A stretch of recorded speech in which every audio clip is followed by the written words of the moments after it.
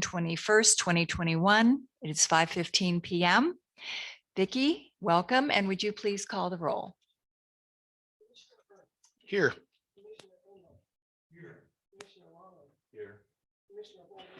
Here.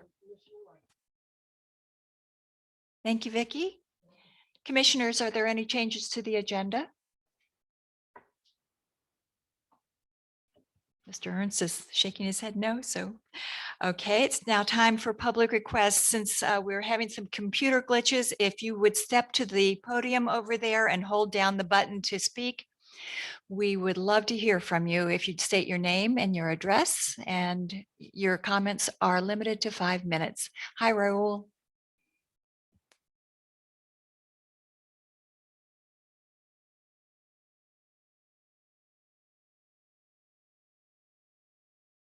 Good afternoon, commissioners. I am Raul Travieso, as you know.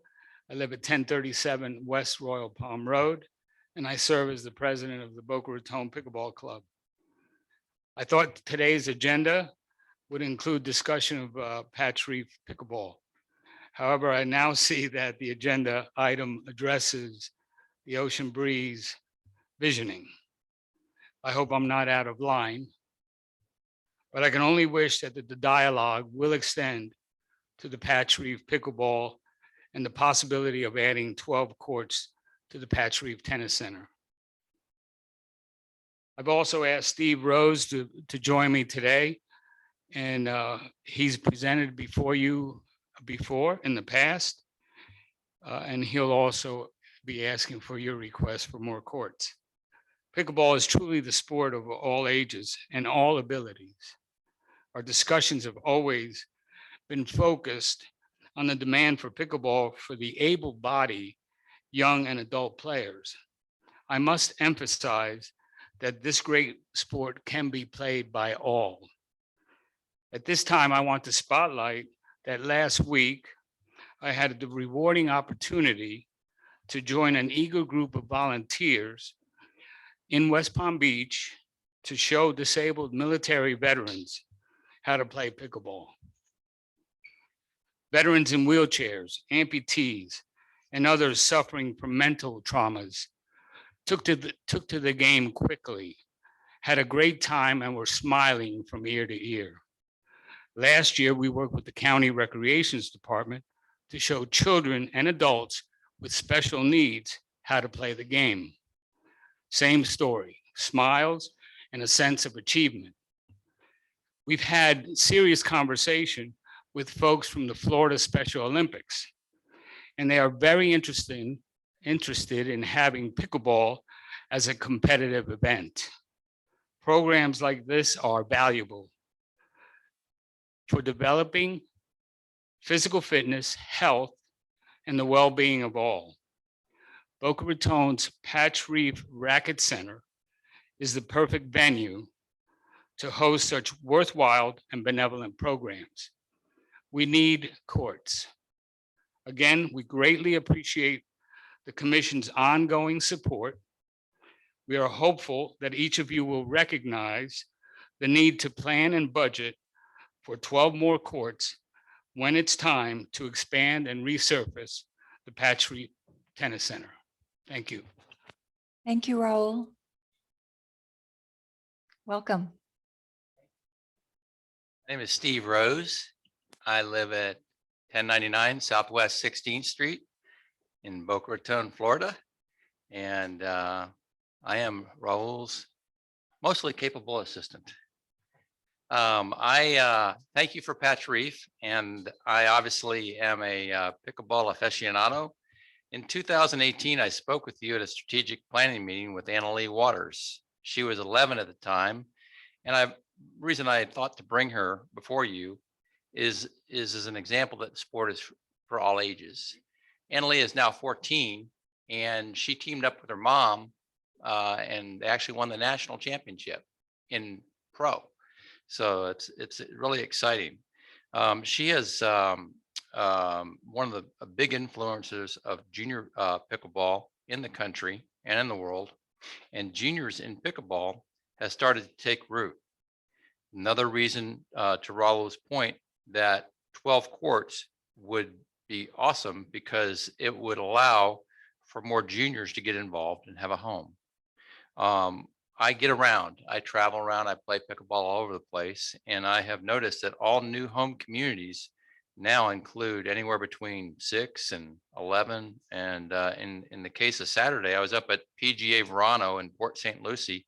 They had 24 courts. I went up there to support the head pickleball professional, and they were all filled on Saturday morning. On Sunday, I was at the Delray Tennis Center, and they have 8 courts there, and they were all packed. And that's the way it typically is. In April, I attended the US Open at Naples Community Park, and they have over 50 courts. There was over 2,000 entrants from around the world.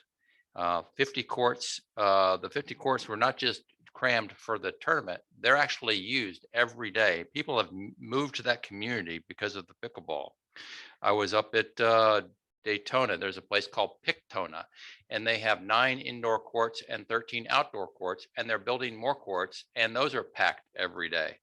So there it could be after school programs, there could be summer programs.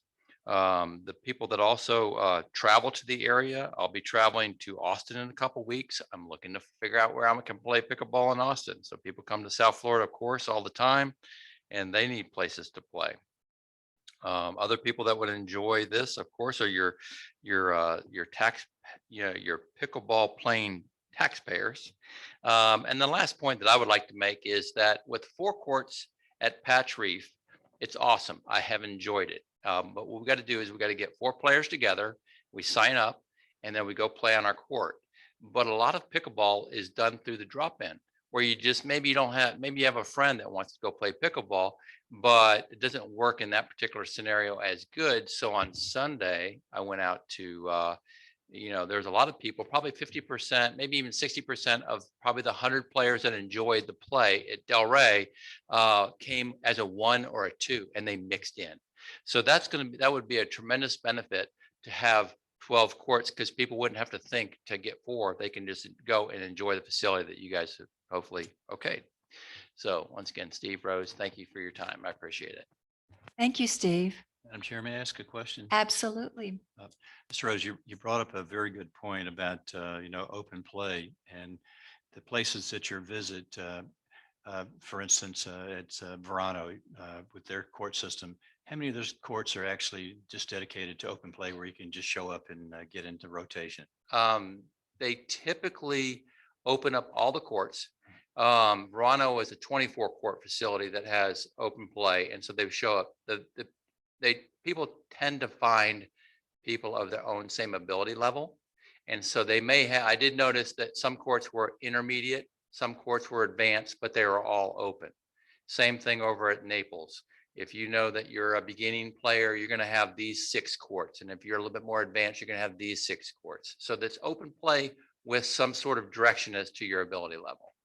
Thank you. So having, if we get the additional 12 courts, I think we have 6 courts there at Patch Reef now. Is Correct. that right? Yeah. So that'd give us 18. So I was just curious about, and I know I'm an ex-tennis player, and I always arranged a partner before I went. You don't go do pickup in tennis very often, but pickleball, I guess, is a different sport, and it's played differently. And it seems to me that when if we can get these other 12 courts up there, I just want to make sure that we have enough for open play.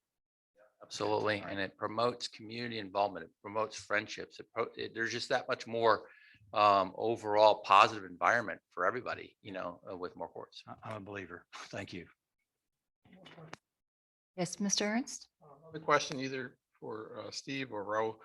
So are you proposing the 12 courts as a, new space within Patch Reef, or are you assuming it takes over tennis court space, or a combination? Space.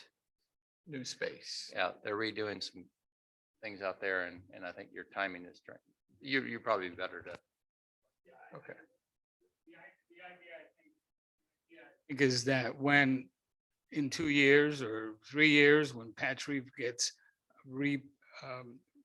resurfaced and expanded, that we create a 14 court pickleball complex to coincide with the tennis center. Okay, okay, thank you. Thank you, gentlemen. Before we go any further with our in-person comments, we have Mr. Hurd on the line.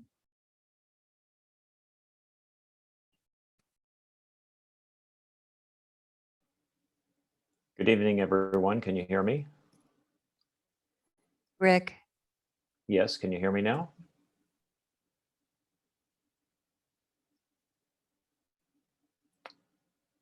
I'm here. Can anyone hear me?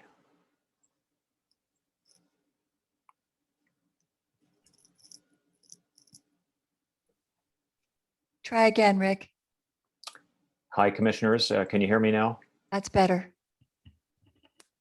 So that's a yes. Here we are. Just making sure before I start speaking, can everyone hear me?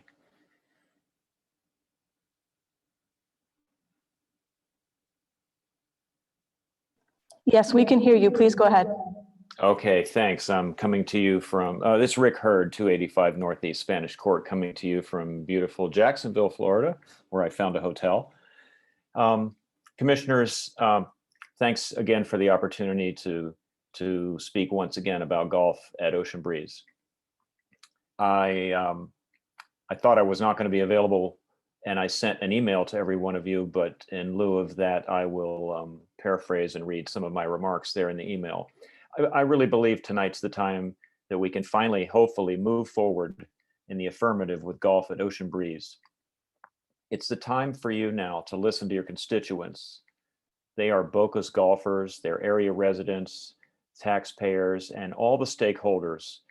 And we're all asking you to include golf among the park features at Ocean Breeze. And what we're asking for is not just something simple, but we're asking for a challenging, competitive, fun, and interesting real executive 9-hole golf course. You have, at many meetings now, you've used the word alternative golf, and it makes things sound interesting, but the base of alternative golf is a golf course. It's not miniature golf. It's not a pitch and putt course. It's not a par 3 course. We are fortunate that we're in an area where we have all of those. We have boomers, we have putting around Del Rey, we have Red Reef Park. Those are all a lot of fun, but they're not what our golfers need. We need a bona fide executive 9-hole golf course, and Ocean Breeze is the best location for it. We need a full-size driving range and a practice area. FAU and Lynn universities need a home. Our high schools need a practice home. These needs are not going to be satisfied by Boca Country Club, and golf at Ocean Breeze will not compete with Boca Country Club. Executive golfers will not play Boca Country Club, and golfers who want the challenge of a championship golf course rarely play executive golf courses. Ocean Breeze Executive Golf Park, and that's what I've been calling it for years, can be just that. It can be a wonderful golf park that's family friendly, junior friendly, lady friendly, senior friendly, and which appeals to beginners who feel threatened by big courses. This is what our city, our community, and our golfers need. What we don't need now are more studies, expensive consultants, RFPs, RFIs, we've done all that, and analyses to move forward. What we do need is for you commissioners to see the light, listen to your constituents, and make a decision. This is not about what the city council wants. They, like you, must answer to us. Please hear our voices now, and let's go forward with golf at Ocean Breeze tonight. Thank you. Thank you, Rick, and safe travels. Thank- Okay, Mr. Chaffee.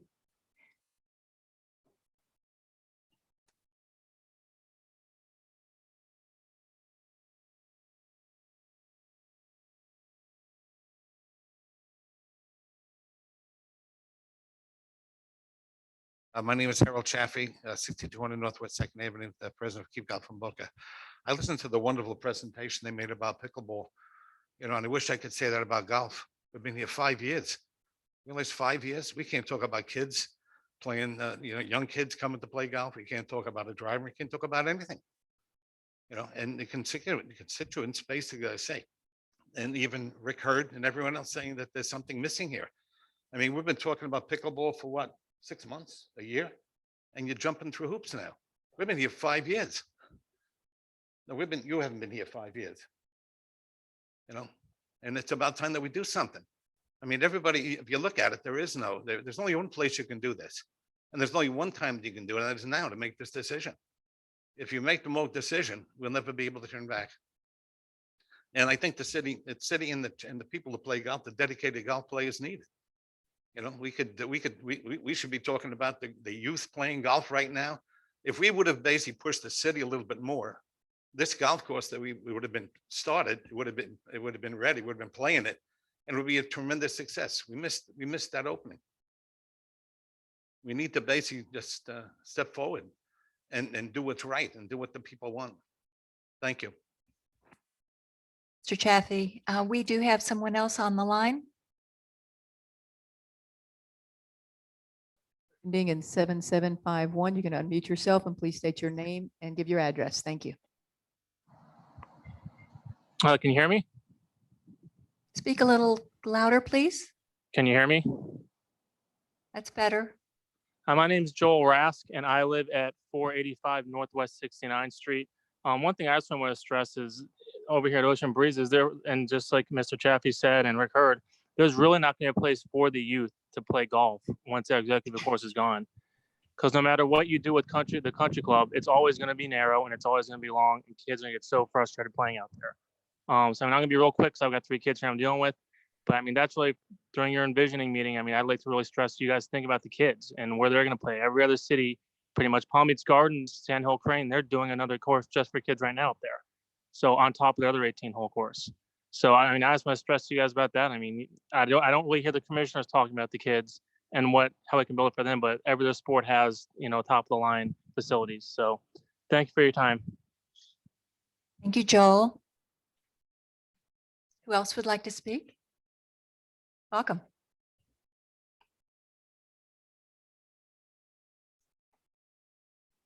Good evening. My name's Larry Milkey. I'm 6200 Northwest 2nd Avenue.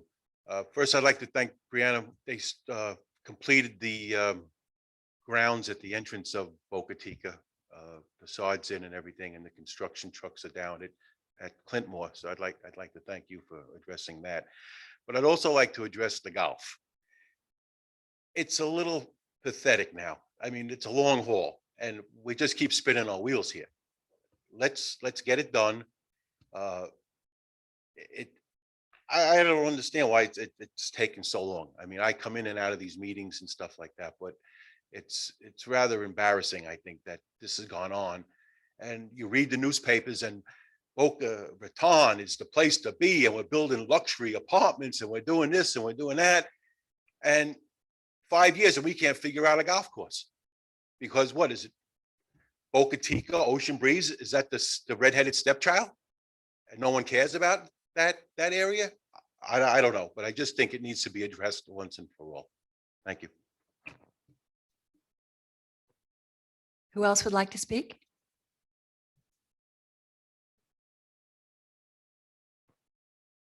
Okay, since nobody's jumping up, public requests are now closed. It's time for the approval of the minutes of the board meeting of June 7th, 2021. Oh, there's no minutes. I lied. Okay, we'll skip on down to the regular business. The first item is the Ocean Breeze visioning discussion, and I'm going to turn that over to Mr. Rollins since he opened this up and suggested it at one of our last meetings. Mr. Rollins. Well, thank you, Madam Chairperson. At the last meeting, like so many of my constituents in the audience, we have been talking about what we're going to put at Ocean Breeze for quite some time. And so I mentioned a visioning session for today, not necessarily to be excluding any other property, but to talk about what where our CIP might go in the future and what we might be able to put at various locations. I had 2 thoughts in mind at that time. One was I favor golf. Rick Hurd talks about an alternative, executive course. I'm not sure what the difference between an executive course and an alternative golf course is, because they're both 9 holes. It just may be the difference in how they're set up. With an alternative golf course that I played, it was a par 62. It had 10 par 3s and 8 par 4s. Plenty challenging enough. It was located, as I said previously, on 55 acres, of which we have 212, which we're not talking about dedicating the entire property to golf, but a smaller portion. I'm in favor of golf at the Ocean Breeze course. I just don't know whether we can settle on the design, whether it's an alternative or executive course. I think they both seem to fit the program as to what we're looking for. I think Rick had expressed in his conversations that a course with a learning center and a driving range were certainly also necessary to support the golf that we might consider putting at Ocean Breeze.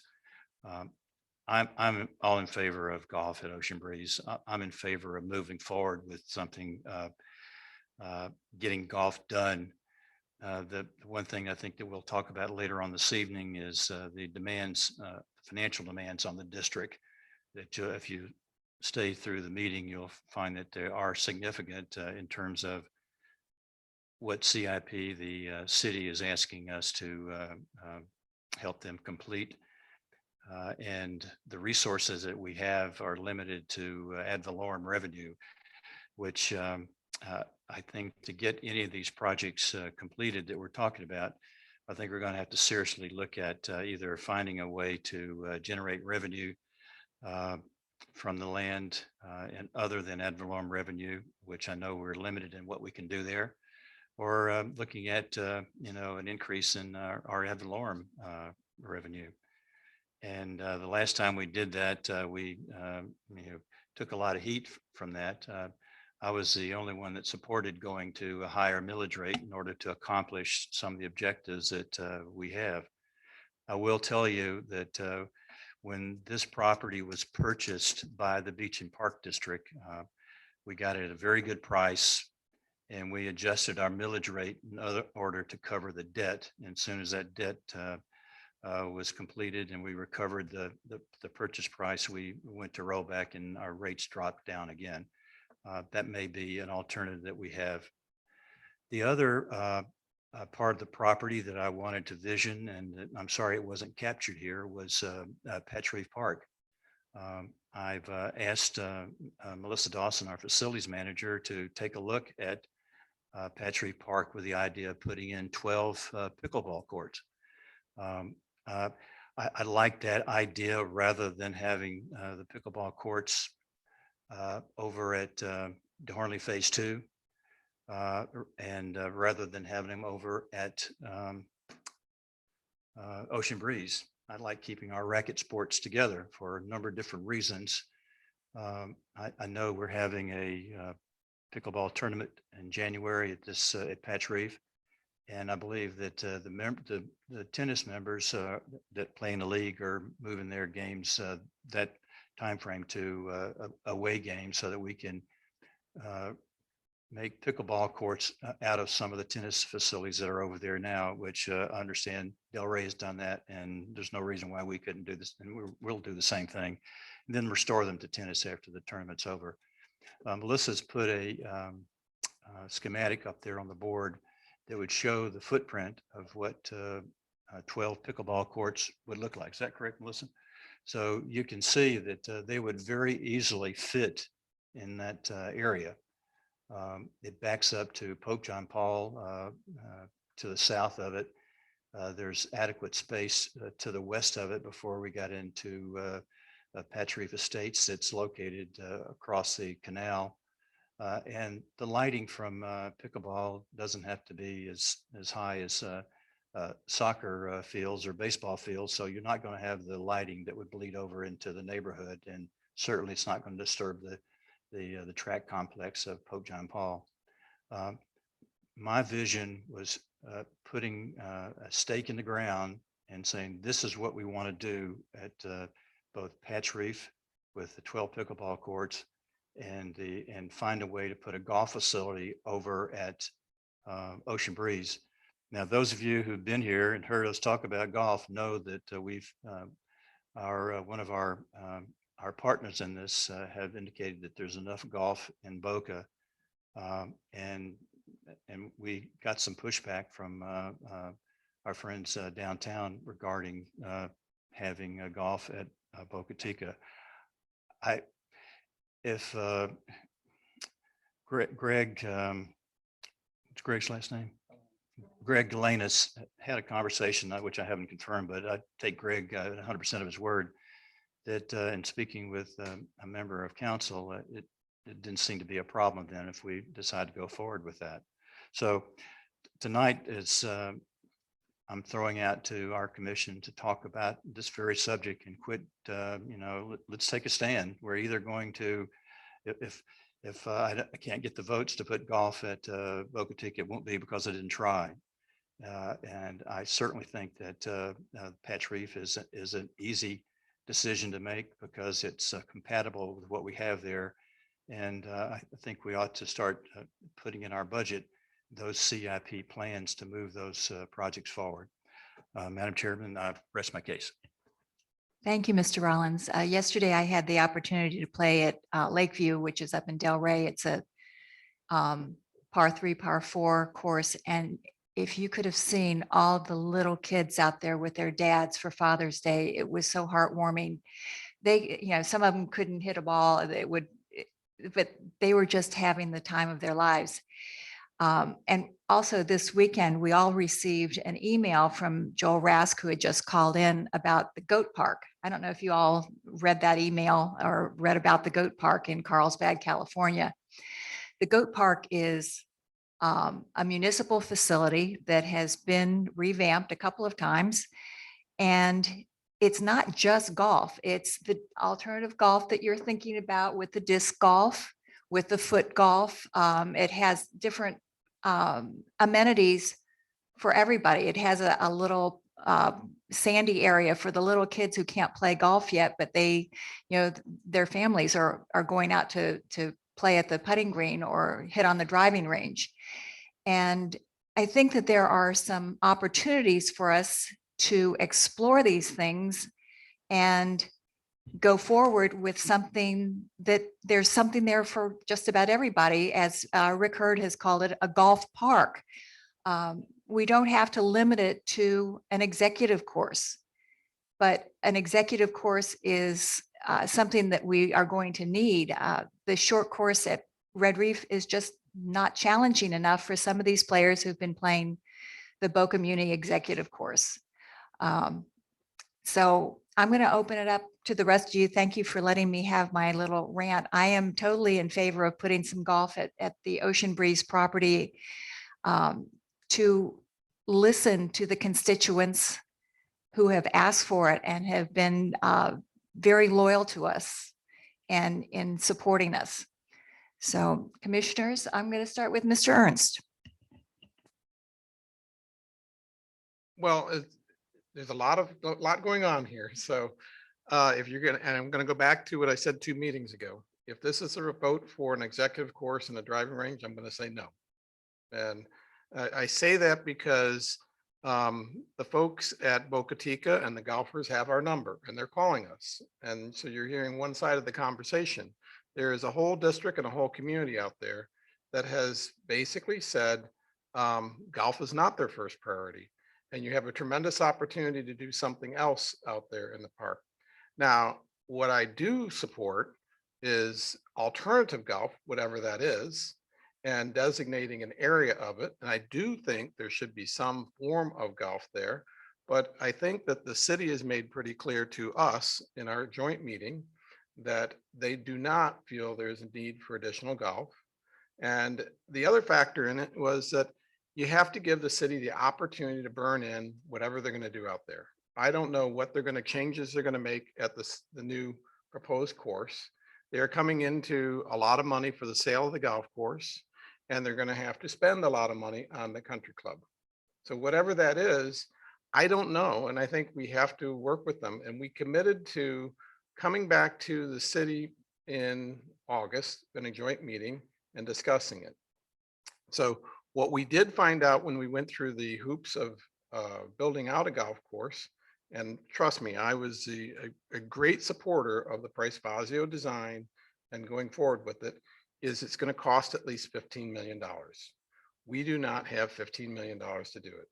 So you're looking at the city's support for doing that. And to do this, it would be very challenging for us. I mean, you have to get another loan to do it properly and timely. So it's just a realistic thing. So the thought process that where we're at today is that we would hire an architect to sort out the components of what we can do out there and break it into pieces. And so break it into pieces to define what components. And one part that was out there was possibly a tennis center. And there's someone who is, I think through Putnam, I think Charlie Putnam was the proposal, was to come back with something, a multi-million-dollar tennis pickleball complex. Okay, that's a possibility that they're paying for. The whole downtown has a over $100 million arts complex coming on board. And it seems to be a lot of people coming along who are willing to donate and do these things. So my vision for it is to first hire on your architect, divide the pieces up a little bit into smaller pieces and do things that we can do, but offer it out there for partners too. And where can we get partnerships to do different parts? And I hope that some of that is a nonprofit, or multiple nonprofits participating in it, because it's 212 acres. And I think we can do something really, really great with it, but it has to be with partnerships. As far as that goes, it can be with the city. If the city says they want to take a component and build out a driving range to meet that need, they're the ones with the $65 million coming on board. So I think we have to work with the city. So the plan in my mind was we prepare for the August meeting. The meeting that we had, joint meeting, there was a proposal from a potential tennis center that has to be explored further. There was a proposal for a national pickleball complex that was said that they wanted to go for it. And the city said, well, maybe that will fit. We need to explore some of these things out. And just like what we did with Ocean Strand, I'm sorry that we didn't go forward with things quicker, sooner. But in the Ocean Strand, I always heard when I came on this board, let's land bank it. I'm not looking to land bank the land over at Boca Chica. I think something needs to be done, but I think it needs to be done in coordination and support with the city. And if we don't have the city paying for it, we have to look for partners who are going to come on board with it. West Palm Beach has done just that. Steve? I didn't say that. Excuse me. This has been a project that we've been going back and forth on, it seems like forever. I feel like we started talking about Ocean Breeze when I was 8. And we haven't gotten anywhere. I've thought long and hard about this, and it seems like if we want to get started and move forward now, the fastest way to do it would be to take the Price Fazio plan for the east side and use that executive course. The only problem with that is the Price Fazio executive course is smaller than Red Reef. So if the issue with Red Reef is, well, it's too small, it's not challenging, then what can we say about Price Fazio if it's even smaller? That's one issue. The other issue is, how are we going to pay for it? We want to get this up and running and built within the next year. We have to have the money set aside in our budget. The capital improvement plan we have now, the tentative one, looks for financing Ocean Breeze over the next 4 years. I don't think any golfer wants to wait 4 years for a course to be built. That's the sense that I get. But if we try to build it in the next year, first of all, we don't even know how much the course would cost to construct. And this is the same rabbit hole we went down with the original plan at Ocean Breeze. We were given the impression that the district would be able to finance the entire project from start to finish. And when all the bells and whistles were put together, we found that no, that wasn't nearly the case. And I don't want to go through that again. As far as raising the millage rate, we're going to get an increase in revenue because of the increase in property values on the residential side. But to a degree, that's going to be offset by the decline in values on the retail and commercial side. There are a lot of vacancies, a lot of people, a lot of companies have opted for telecommuting as opposed to having office space whereby everybody can have their own little cubicle. Now it's, well, show up once a week. You show up this week. The other group shows up the next week and the third group shows up the third week, and you can share 1/3 the space that we used before. So I'm very wary of the pushback that we're going to get from the retail and commercial real estate owners. With all this being said, unless we have a way to finance this, and unless we accept the Price Fazio plan as the basis for an executive course on the east side, I don't know how we could go forward with the golf course. Add to that the city's opposition to golf at Ocean Breeze. They said this at their last strategy meeting. All but one of the council members said specifically no golf. And the conversations I've had with council members have reiterated that. They're not interested in golf at Ocean Breeze, east side or west side. Okay, so can we build whatever we want on the east side? Yes, we can. That's our property. But can we do it without some modicum of cooperation from the city? In my estimation, that's doubtful. So I would rather look at alternative uses for that property instead of just continuing to go around in circles about golf. Because unless we can figure out a way to finance this and to finance this without getting stampeded about millage rates like we did the last time, I just don't see it happening. I would like to see, as Commissioner Ernst mentioned, I'd like to see further exploration of the Charlie Putnam proposal. I would like to see development of the remainder of the park in partnership with the city, because that's the only way it's going to get done. And that's not necessarily the best way, but it's the most realistic way. You know, the Beach and Park District shares these properties with the city. Whether we want to do it like that or we don't, that's just the nature of the beast. So that's where I am right now. Thank you. Steve, Commissioner Wright? I'm more on the same page with Steve and Craig on this. Believe me, I live in the area. I want something done there just as much as anybody else, and I hate disappointing people. But ever since the city was gifted the other golf course, it changed what we can do there. I'm not for golf. I'm not against golf. I'm for doing the best we can for the taxpayers, for our taxpayers. So my idea was kind of along the sides of Craig's, where we were going to get the master planner architect on board and then go from there. I didn't think that we would need to decide exactly what we were doing beforehand. I thought that was the point of getting the master planner architect on board.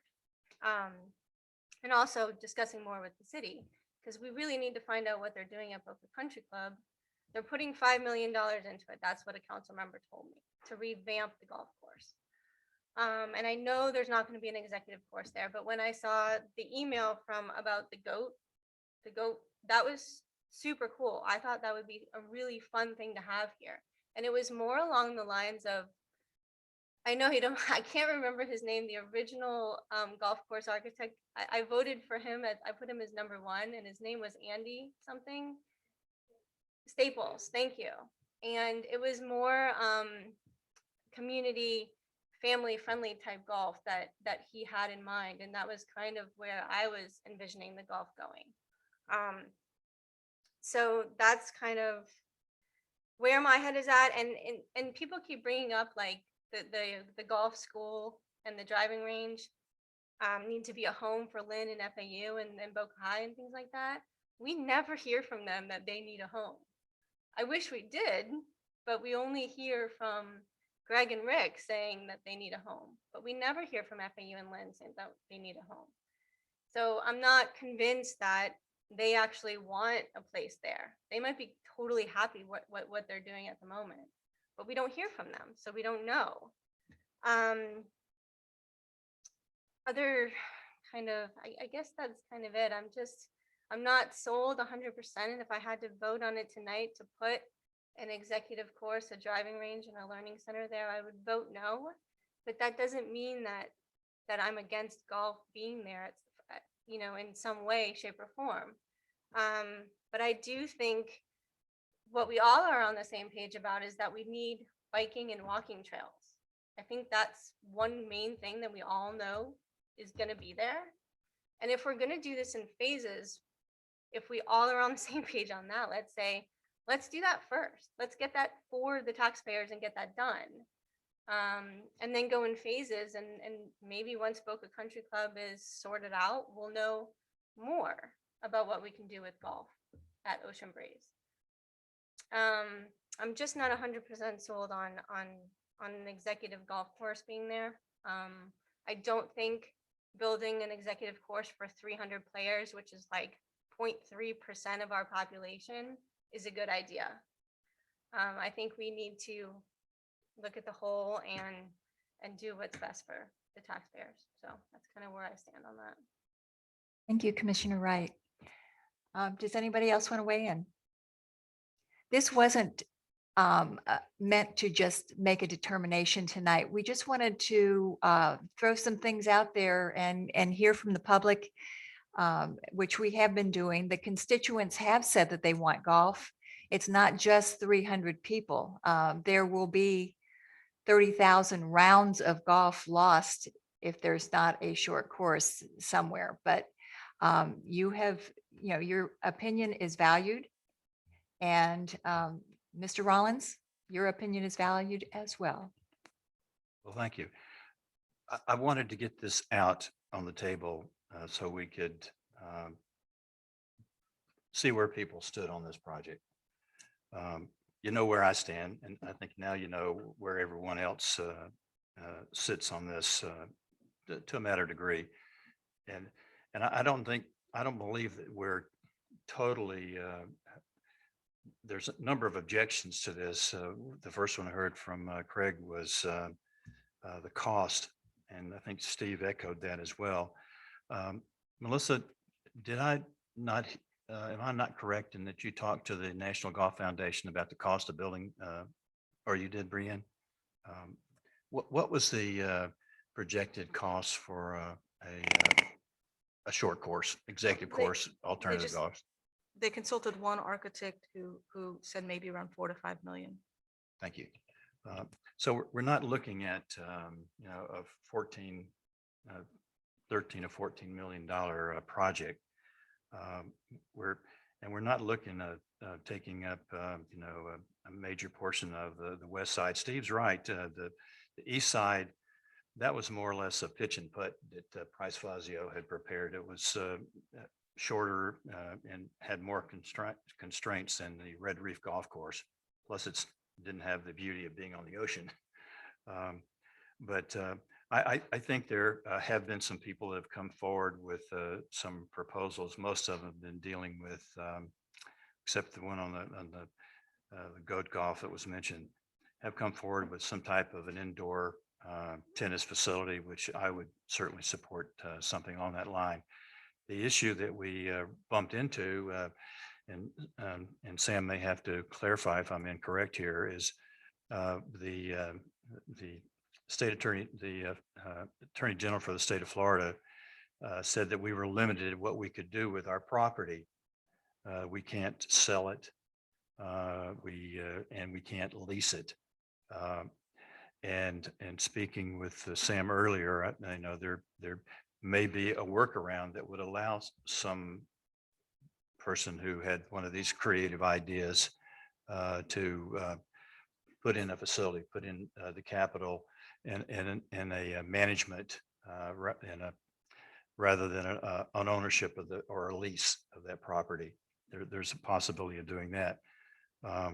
And I do believe that the city is having some same financial issues that we're going to have, even though they're getting a nice windfall from the sale of Boca Municipal. I was listening to a webinar with Mayor Singer, and I was kind of half listening until I heard him say that the city is projecting they might lose $20 million over the next 5 years. I thought that's pretty shocking to think of that. The fact that I talked to someone today about our taxing. I don't think we're going to see much of a bump this year in our property taxes, even though the retail sales have been quite brisk. The way that they do the accounting, I'm not sure whether those appraisals are going to come in time to help us out this year. I know the city's opposition to the golf course. All I heard was there was no consensus among us that we want to do it. Well, you know, we have 5 people, so we don't really need a consensus. We just need to agree that we got 3 people that want to do something. And I'm not going to be cross with anybody if we elect not to do golfing. I think it's what our constituents are asking for. I think it's more than just the Boca Chica people that are asking for it. I, like Aaron said, I want to do what's best for the community, and I still think that the golf is the best thing for the community. I voted to get an architect along with it's 5-0 vote to do that, and I still support that as the proper thing to do. I think that I think the people in our audience and the people that are listening into our meeting need to know what we're thinking about whether or not we're going to put golf in here. It's something they've been asking for the last, I didn't realize it was 5 years, Harold, but 5 years it is. It's much too long, whether it's even shorter period, whether it's 3. I mean, Steve, I think you were 9 when this was originally taught. Yeah, I think it was. But I think having an architect, once we share with them the ideas of what we'd like to put there, they can help us whether or not that's feasible to do it. We haven't talked about the economic value of the executive or alternative course. Is it financially feasible? I don't want to go into something and it's not going to be something that would at least break even. I know that the city has struggled with Boca Muni breaking even with that course. And I don't know the reasons why, and I'm not sure here to talk about that, but I do want to go in and try to at least break even with whatever we put out there. If we can get money from somebody, a developer who wants to get into partnership with us to do some facilities there, if it's legal, I'm all in favor of doing it. But I don't want to forget about the other subset that I mentioned with this visioning process. I don't want that to get lost here. I want to seriously include in our thought process pickleball at Patch Reef. We haven't talked about that, but I think that's the more appropriate place for us to put that facility. As you can see, it would very easily fit there. During the time that we're redoing the courts and we're mobilized, we could probably put that in there at the same time. And I would like to see that accelerated so that we get that sooner than later.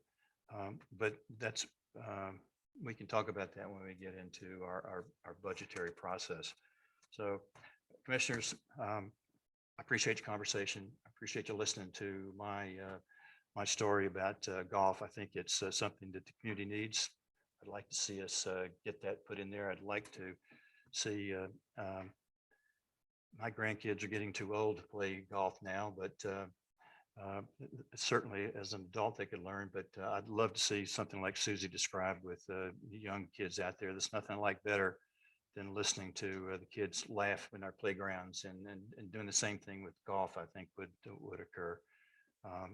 I hope that we can move forward with some type of golf. I do think that the city will, they'll be pretty occupied themselves with Boca Community getting that facility up and running. But I do think that the short course is going to be better for beginners. If it's challenging enough, it'll be better for those intermediate players who just want a quick fix for golf. And I think that the Boca Raton Country Club is a more challenging course than Boca Municipal, and I think that some of the higher handicap golfers, myself included, would probably enjoy playing a little easier course like Boca Municipal is now. So, Madam Chairman, I would just like to have the conversation with everyone about pickleball, what their thoughts are, since we haven't really talked about that. So if I might turn that back over to you. You may proceed with the pickleball. So if anybody else would like to weigh in, Mr. Ernst. I'll start with pickleball, but I do want to come back to Bob's comments. All in favor of moving forward with the pickleball. That to me is easy. It's low cost and it's doable, and you're better off having it before the January big tournament. You need it. So I'm all in on getting that done. The question to me is, I've always believed that sports fields and things need to be flexible, because sports kind of go in and out of favor. And so the question to me is, we already utilized 2 courts, is it, earlier? So is the demand there for tennis? I think it still is there for tennis. So the pickleball should be an addition. So it's just looking at what the usage is there for everything to make sure it's right. So if the cost is similar to what we paid for to redo the courts, if we could include it in this year's budget process, I would recommend it on that. Particular project, if we're going to expand the footprint, we really need to get an architect board and just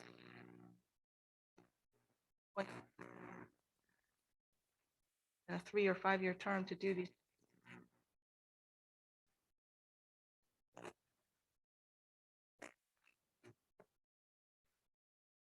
Those things would have to be looked at. It wouldn't be just as simple as resurfacing the tennis courts that are in place. So if you want to move forward with this, we could come back next meeting with an RFP or an RFQ, excuse me, to go out and hire somebody. So that they could also, it would be somebody that I'd like to have on, just not on a retainer, but just on an as needed basis for projects like this, projects like putting lights out here at Swim and Racket Center. Commissioner Ernst, you mentioned one time looking at extending the pool. This is something that we could have somebody evaluate these things as they come up. So we could put that together if the board wants to give that direction. Board is in favor after this discussion. I'd be happy to make a motion so that you have an architect on board for whatever projects we have forth we want to evaluate. It's not committing us to anything. It's just having someone on board that you can move things a little faster. So that's afterwards. So that's the thought on Patch Reef pickleball. Going back to golf, I just want to come back to Ocean Breeze. I think we still have plenty of opportunity to look at it, and we have to have a basic plan for our joint meeting coming up. And that's what I'm shooting for, is to have our architect picked. We took all these different ideas out there. If it's goat golf, so be it. What fits where? We know that walking trails are something desirable. There's some other components of it. That's what we're really looking for. And I think we can come back to that, and it should be a collaborative effort with the city. What other items would they like to see there? And would they be willing to take one portion or one of those projects on or not? But there's too many unknowns. So there's still time. We'll come back to that. So that's kind of where I'm at. I'm not saying no to golf. I mean, if you told me there's a no-brainer, if you want the top golf facility out there, you're going to have it full and it makes lots of money and all that stuff. But I don't think that's Boca, and I don't think it's appropriate for that area. But you'll get a big demand for it, far bigger demand than the regular golf course. So that's it. Yeah, just a quick comment, Craig. I agree with you in some ways.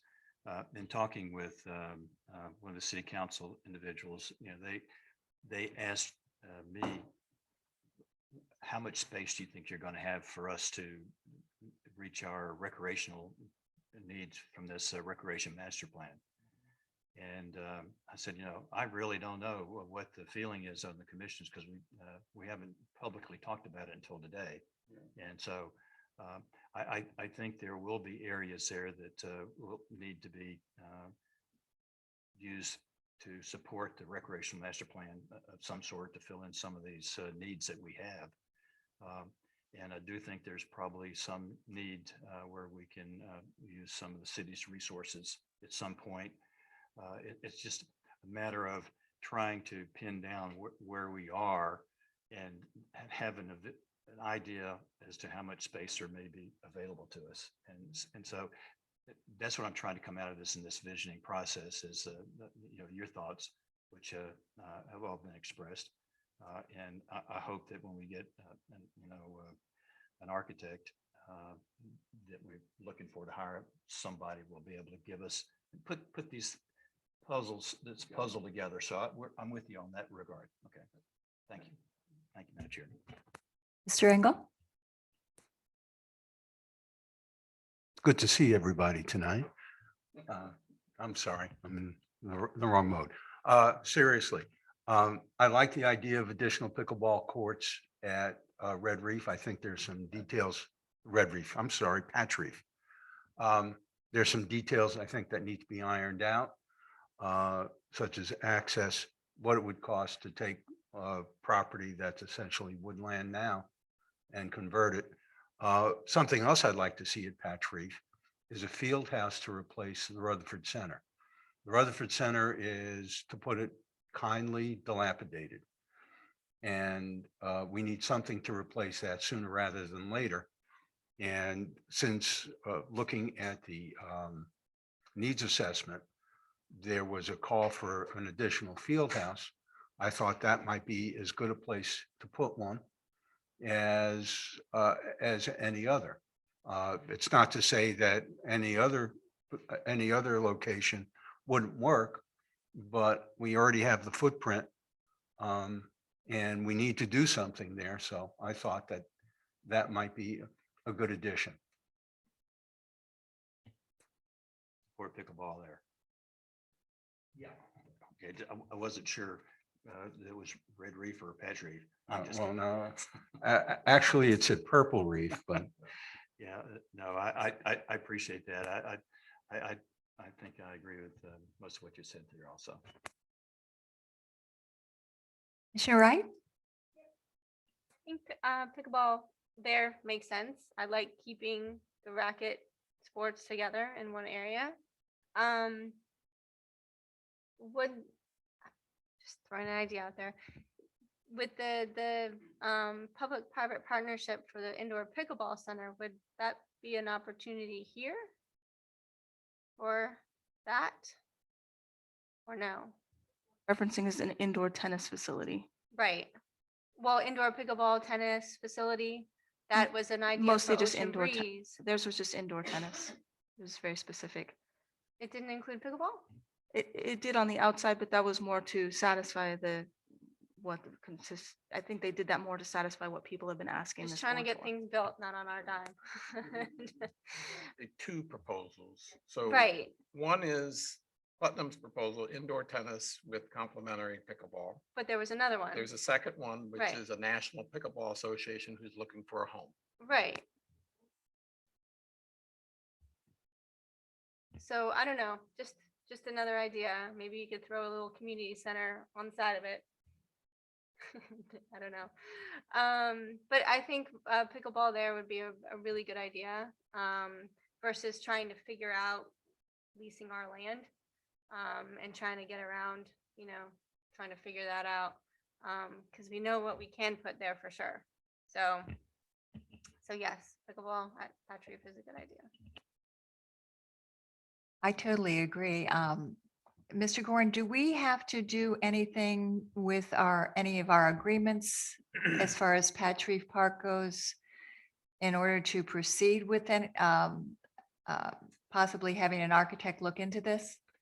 May I respond, Madam Chair? Thank you for the question. The answer is I'm not aware of any specific condition or requirement, but I would look at the document just to make sure that there's no other precondition or sub-condition that I'm not aware of. But the answer is you probably could proceed along the lines you're describing, absent some restriction, which I'm not aware of in that document. Mr. Rollins, you had a comment? Yeah, this question is for Mr. Gorin. As I talked briefly with you before the Yes. meeting, that ruling was that we can't sell or lease our property. I think you mentioned there's a possibility that we could have an operation agreement with someone. Would you kind of embellish that idea a little bit, Sam? May I respond, Madam Chair? The informal opinion which Commissioner Rollins is referring to is dated June the 8th. It was sent to both Jacob Horowitz and myself based upon our request for an AG's opinion, which, as you know, is an opinion of the State Attorney General. If you get it and it favors your particular inquiry, it's the best opinion in the world. If it's one that does not favor you, then it's just some other lawyer's opinion. The difference is that this lawyer happens to be the state's Attorney General, which does have some meaning. Although not binding on those that make requests. So for example, if you were to make a request to the Ethics Commission for an ethics issue, the law tells us under Chapter 112 that it would be binding upon you individually who made the request. I think similarly, if you have a request for a Division of Elections opinion, it similarly binds the applicant. In this situation, it's not binding, but there's some very persuasive language in the document, which I wanted to put on the record very quickly if I can. We asked all the operative questions. And what's important is that the AG responded to us and said the following. While some special districts have been granted specific authority to dispose of real property by their enabling special acts, the Greater Boca Raton Beach and Park District has not. The authorization to sell, lease, or otherwise convey real property owned by the district is not among the enumerated powers as set forth in the special act. Instead, the special act only authorizes the district to purchase, lease, or acquire property and maintain, operate, or improve it for the specific purposes set forth in the act. When the controlling law directs how a thing shall be done, that is in effect a prohibition against it being done in any other way.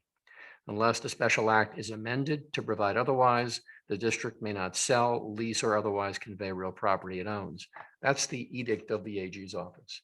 Are there other creative options to consider or to review? And that came up during the joint meeting, which I attended, of the district as well as with the city. And not to get into the legal terrain completely, there are such documents which we refer to as facilities management contracts, for example, that are not leases, they're not sales, and they're not in any way, shape, or form disposition of the land.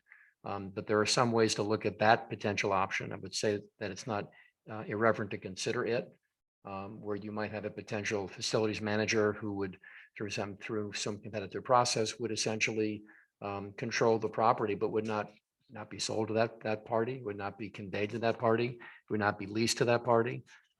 It's not another way of subverting the law, but looking at a compatible option.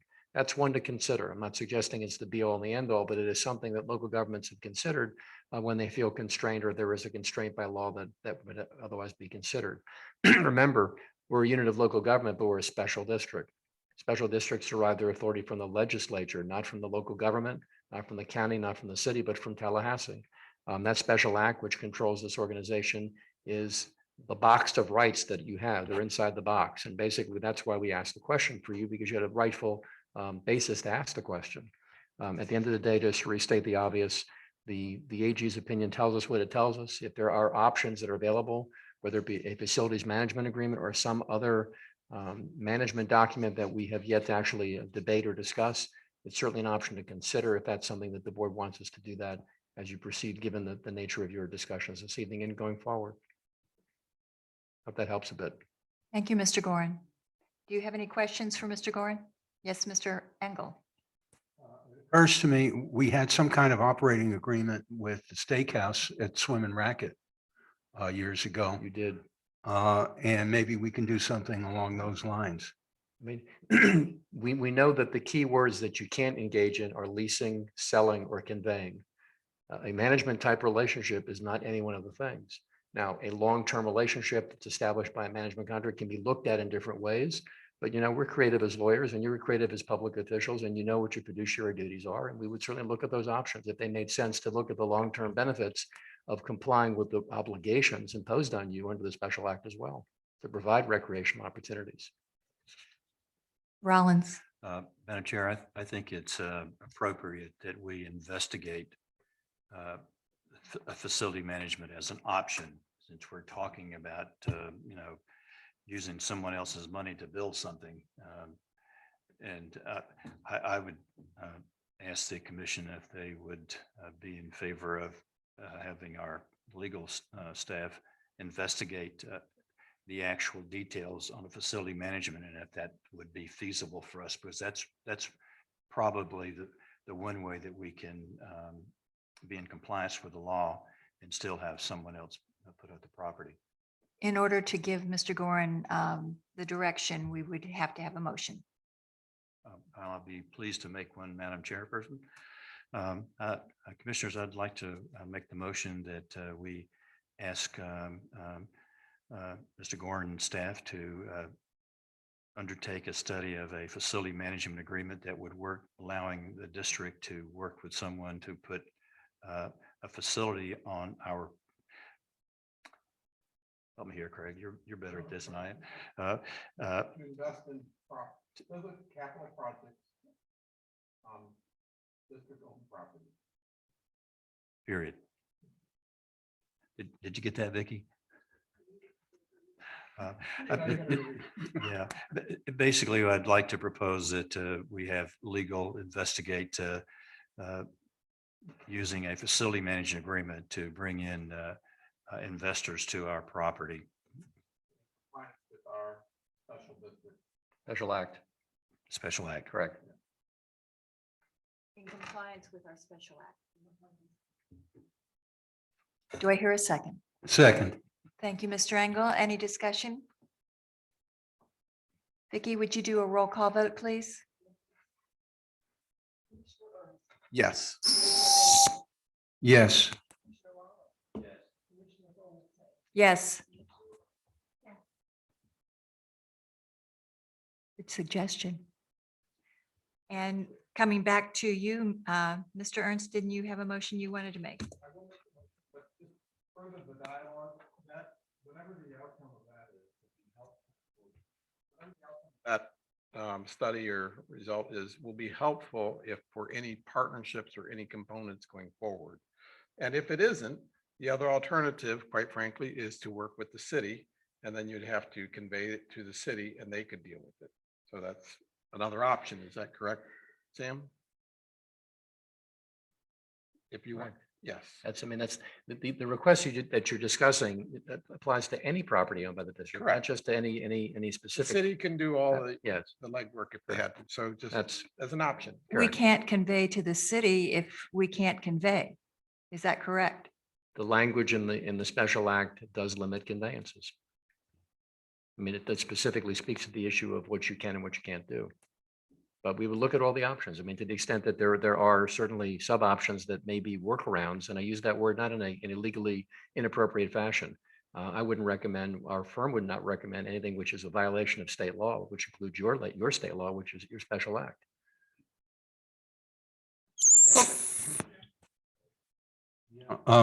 So based on the opinion and my reading of the enabling legislation, then whether it's a private or a public concern, we can't convey to anyone. Correct. According to the Office of the Attorney General of Florida.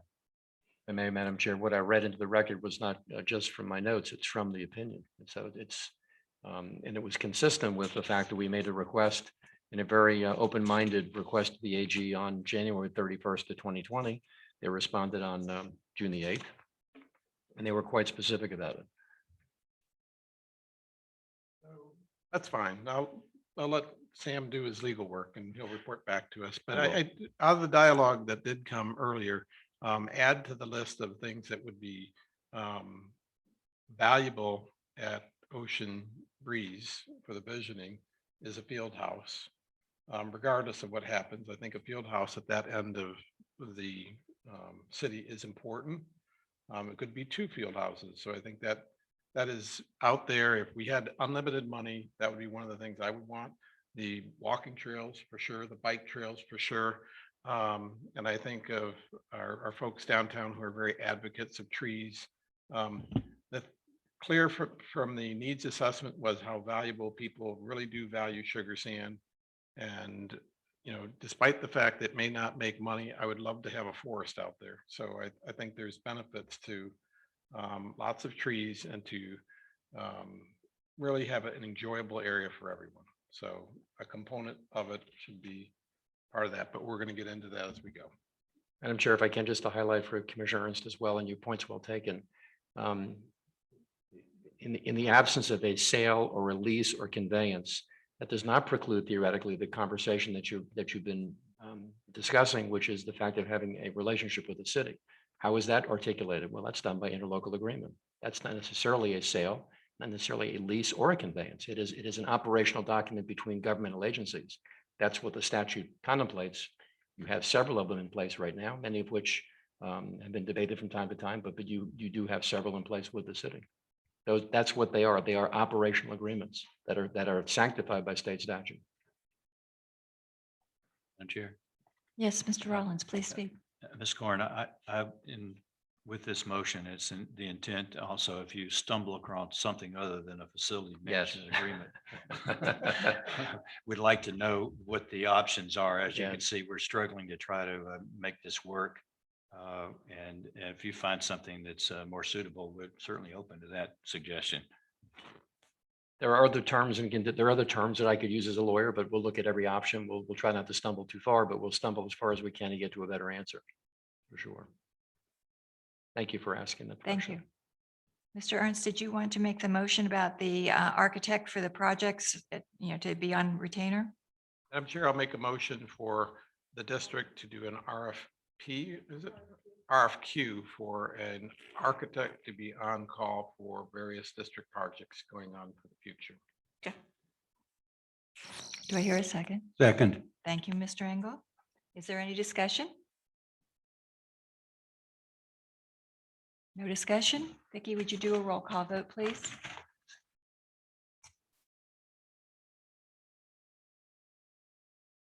Would you do a roll call vote, please? Thank you. Yes. Yes. Yes. Yes. Thank you, Vicki. Is there any more discussion about item number 1? Let's move on to the budget tentative millage rate discussion. Brianne, would you lead us off, please? Commissioners, on page 1 in your agenda packets, because I forgot the minutes, is a memo about for this next fiscal year. Operation and maintenance costs are increasing. Construction costs are going up. We have obligations in these interlocal agreements that don't have any limits or consideration to how we budget, which make it difficult for us.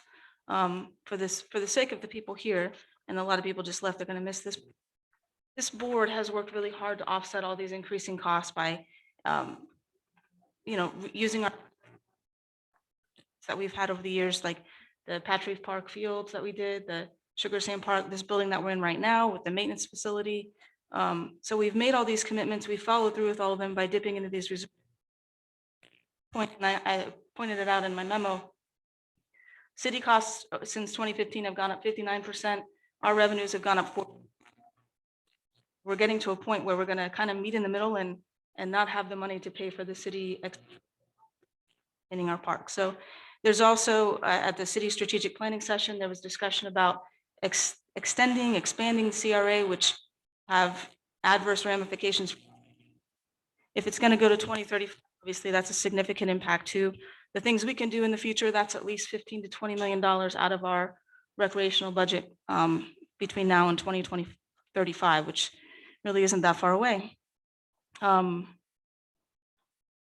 So we have these obligations in our interlocal agreements. We don't have the ability to control spending wise, which makes that difficult. Like I said earlier, I put together the budget based upon our current millage rate, which shows that there's about $4 million of unallocated funds, which when we talk about building a second field house and developing a 200+ acre park, those numbers don't stretch very far, $4 million. So the idea the idea of working with public-private entities, those things are ways to move these things forward. I also would recommend that we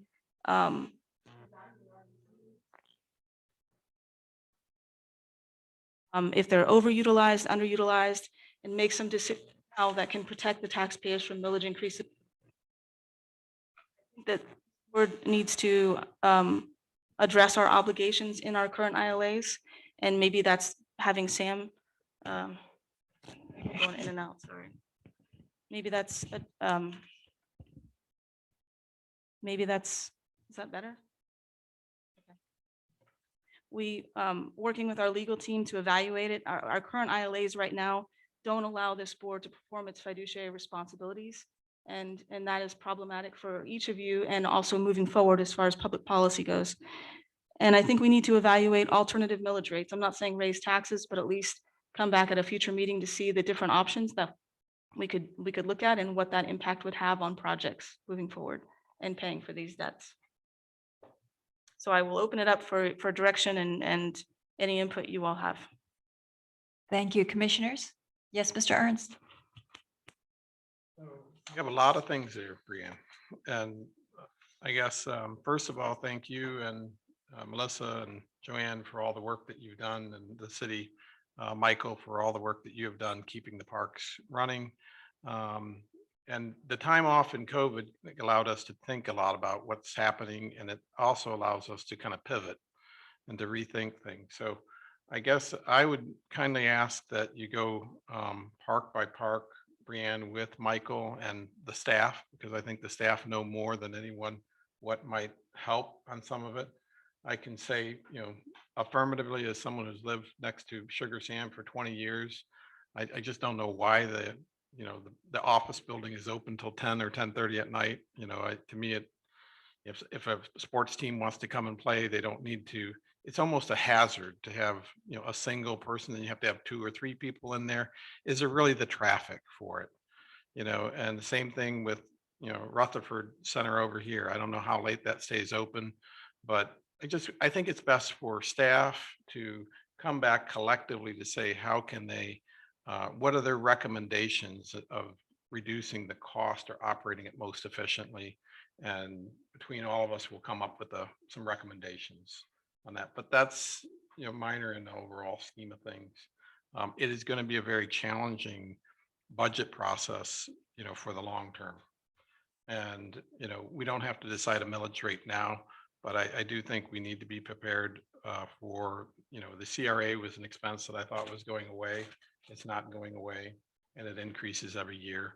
The Polo Club was taken out of our budget last year. It would be nice if it was in the budget. My expectation is that when the Boca Country Club comes on board, that those people, as well as the Costco, will come into the city, and we have no enabling legislation to fix that. And so I think at some point we should mirror the city's boundaries no matter where it goes. That way it makes it easier for residents and for everyone else. I don't know how we do that without significantly changing our charter with the state and the city. So, but thank you for putting this together. I think I'd like to personally fulfill all our obligations to what we've contracted for interlocally with the city. That includes a maintenance facility out at Countess to Hornley. And then we're going to have to figure out how we fit everything else in. So that's it. Thank you. Who else would like to speak? Mr. Engel.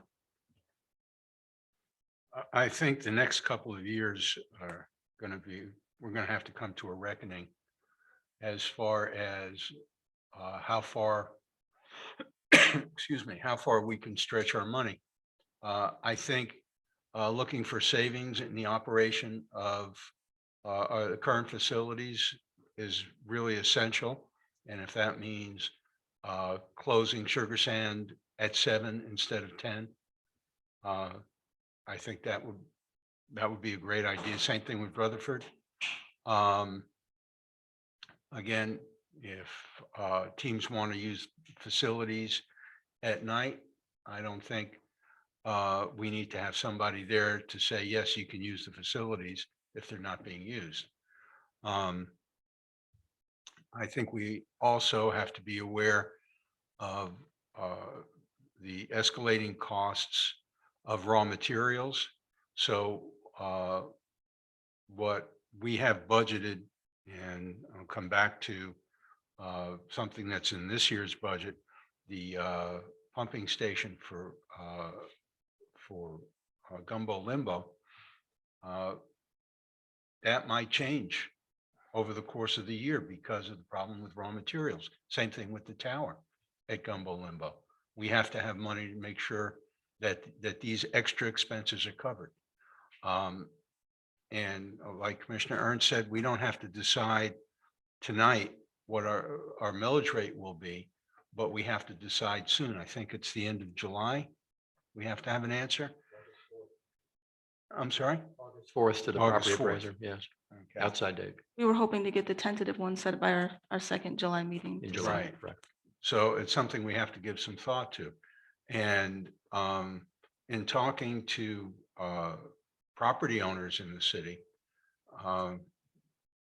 some of them, especially people who own retail space, they're having issues. A lot of restaurants closed. A lot of small businesses couldn't make it through the pandemic and they closed. Things, thank God, are coming back, but to what extent, we don't know. And the city's also going to be in a bit of a pinch, and they're going to be looking for ways to increase revenue. So we have a lot of things to take into consideration in coming up with another millage rate, coming up with our millage rate for the next fiscal year. And this is going to be a toughie, considering all the things we have on our plate and all the things that are coming up. That's all I got. Commissioner Wright? I was just gonna say both of those things need to be looked at. I think both the ILAs that are kind of outdated, and our properties. Have they never been kind of looked at in terms of scheduling and? We've never been involved. I don't think it's happened for a long time. But I think like Commissioner Ernst said, in light of COVID, now is a really good time to reset and see where we're at with. Yeah, and so what we can I do. think both of those things are kind of super important, especially with the outdated ILAs. Are you making a motion to direct council to investigate the ILAs? Would like to, yeah. Okay. Craig. No, I'm just kidding. I'm just kidding. There's the word Yeah, I'd like to make a motion for council to go ahead and take a look at our ILAs and make them more in our best interest. That the fiduciary responsibilities, if they're restricted in those Right, agreements. yeah, Got it. yeah. That's what she said. So Yes. let's clarify it though. What you're looking for is, what are the restrictions in the ILAs? that we- Restrictions and making sure that we are the party who's being looked at in the best interest for us. Well, you can't renegotiate them. You have to have two willing parties to kind of say, oh, Well, you yeah. look at them Yep. and see what things can be adjusted. And then go to the city and say, can we take a look at this ILA? So I think the city manager has proposed a master ILA, which is their preference. And so you're opening. Well, we you're tried going- that. I know. So I'm just saying you're going back to the master ILA and they're going to tell you, this is what we'd like. I know, but if that master ILA, we never We never Agreed got on there. that. I agree. So would that be better to go back to that? Or is it better to keep them individual and revamp each one? Because when we have an additional ILA, it's gonna be different than, let's say, the Red Reef ILA, right? So should we just have individual ILAs? There, I guess if it was me, this is just kind of a thought and thinking out loud, is the ideal thing is you have a master document that controls the commonality things, okay? The things that are common amongst all of the ILAs, you're talking about budget, staffing, et cetera, et cetera. Then underneath it is what's unique and specific for each park. And presently, there's something unique and specific for each park and every agreement. For example, the beach renourishment, we pay 50% of whatever. So I don't think the city is going to want to change that because it's in their favor to have 50% of whatever. It would be in our favor to say it's 50% not to exceed X amount. I'm just looking to get something done. here. Okay. Well, So- could we Yeah. have Mr. Gorin weigh in on this? Yeah. And that way it might give you an answer, Commissioner I Wright. could try. Madam Chair, there are a number of interlocal agreements between the city and the district. They're somewhat slightly different, but they're also slightly the same in some respects. And they're all at different times, and they have different obligations. And some have unlimited payment obligations by the district. I mean, it's just a fact. I mean, we have a matrix of them in the office. We looked at those early on when we were first engaged. We need to look at them again, given this discussion this evening. But as Commissioner Ernst aptly put it, if there are two parties to negotiate a change to a document, then you have two parties to negotiate a change. If only one party chooses to make a change or believes that the contract is unreasonable or disproportionate or in some fashion hypothetically is contrary to public policy because it seems to only run in one direction, those are all the things we need to look at in looking at the ILAs.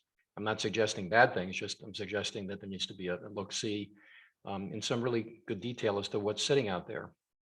Because I know, and you all know, that some of those documents have extension periods that are, perhaps in your interpretation as public officials, unreasonable. And maybe they do need to be reconsidered. And maybe the facts and circumstances that evolved from when they were first executed to where we are today has sizably changed. And maybe that opens up a door that needs to be discussed. And those are things which are not adverse to the city, but they're items which do require some discussion. And absent discussion, and you look at other sub options, but certainly times have changed. And some of the principal bases, some of the facts that were offered when those documents were approved may well be very different today than they were then. Additionally, maybe what was projected or what was discussed or what was committed to back in the day when those were signed may not have been accurate. And maybe not because of anyone's fault per se, but because the circumstances were misunderstood or were not known to either party at the time. A mutual mistake. Both people didn't understand what they were bargaining for. But the end result is you're now saddled with several outstanding interlocal agreements, all of which have financial commitments and obligations that don't seem to go away overnight. And that's just a fact. We need to look at that and give you our analysis of each one. Certainly having a master document makes sense in some respects if you get to that point, but that also requires agreement between the parties to even begin that discussion. So I'm happy to look. If you direct us to do so, we welcome the opportunity to give you a report back. Mr. Engel? Could we fashion this as coming back to us with recommendations for changes that we could, at the very least, go to the city and see if they'll be, if we can make them a subject for discussion. But, I guess we would really have to go through all our ILAs Yes, and come back with specific recommendations on each one. correct. There, if I may, Madam Chair, there are two sides of the conversation, part of which are legal, part of which are operational and business. I can't decide your business issues for you, although I can help you to analyze them as best I can. But there may be some legal issues that require some attention, some contractual things that require legal review, but there are also some business terms that you all, in your professional opinion, and as public officials may want to change based upon the fact that facts have changed, conditions have changed, times have changed, and commitments such as these have created some challenges that perhaps now need to be considered again. Would this be that you're looking also into the CRA agreement? Yes, Okay, that's all included. because we do have a responsibility to the community, You do. the taxpayers, and we appreciate your input. We do have a motion on the floor, and we need a second. And you wanted to have some discussion, Mr. Engel? You had your hand up? No, I'm good with whatever we had. I think Mr. Rollins would like to discuss. Okay, Mr. Rollins. Well, I'm not sure who was on the commission when we agreed that we would develop phase two. It's at Hornley. And in return, we would put sports turf over at Patch Reef. And as a part of that agreement, we agreed to 50% of the local share for beach renourishment. And we actually sent the contracts over to the city with that terminology. And 8 months later, we got back a master and local agreement that didn't look anything like what we had sent over there. And we were talking about our fiduciary responsibility. Well, it basically neutered us to where, we had no fiduciary responsibility other than just signing a check and send over there for the payment. I don't know if that was the intent, but we certainly never came to agreement on that. I think the one area that I see that's problematic with the ILA is the fact that somebody, and I'll just make a hypothetical case here, is that somebody outside my household can tell me how to spend my money without helping me find ways to bring in my income. And that's basically what we have here. That's an area there that may be hard to negotiate out. I mean, if I was on their side, I wouldn't stick to my guns. But I'd like to know, Sam, what options do we have because if the number were large enough, I would like to think that our city partners who we've always addressed in that fashion would be considerate of our situation in terms of, support us when we have an ad valorem discussion, and then give us some space and time when there's some large projects that you want done with our help. For instance, the recreation master plan, we haven't even talked about any of the stuff that's going to come up there. And we need to regulate when and how this stuff comes down because it could put us into a situation where we'd struggle to pay our operation cost. And that's a concern to me. I like the idea of trying to solve this problem. And if we could, but we may end up like with the CRA agreement, we don't come to terms on that because I mean, that's, if the city develops their municipal complex like they're discussing, and that soaks up a lot of their money for future development. And if what I heard Scott Singer say was correct about the deficit that they already have a deficit with their pension fund. We know that. That's common knowledge. So we just have to have a little cooperation in terms of when these things are going to hit the table. It makes our budgeting a lot simpler if we know. And now I know we got some projections here, but the thing that's not on there that's in our current budget is the tower, which we've been talking about, and it's not in this year's budget. So anyway, I digress. I will support the motion that Aaron put forth. Yes, Mr. Ernst. I'm going to just bring the question. I like the idea. I'm not adverse to it, but I'm concerned about the timing and that we take on too many things and too many projects and and this is a tough one. Okay, we started down that the master interlocal agreement, and we stopped because it just wasn't going anywhere. And if we open this can of worms again, if they are under budget pressure, they're not going to be willing to change it. So I'm not sure this is the right time to do that when we want to focus on the Bocatica property. And if we really want to spend our time and effort on that, I would like to see, I think there might be an opportunity for another interlocal agreement with the city. The only time to cover everything is when you have something to offer on the table. And I don't think they're going to give up anything on any of the other properties right now because it's in their favor. The only one that we do have some leverage on possibly is Gumbo Limbo. And you have a 30-day out clause on Gumbo Limbo, and it is, but we've already invested quite a bit of money in it. Nevertheless, it's been I would call it a sacred cow of the district because it's something that district has always been involved with and that's successful. And we should continue that success with it collectively. We can do good things together. I would love to see, another Gumbo Limbo out at the Ocean Breeze site that is a collaborative partnership one way or another, even if we do put a lot of money into it, because it's a very valuable source. It's a piece of property that is valuable to this community.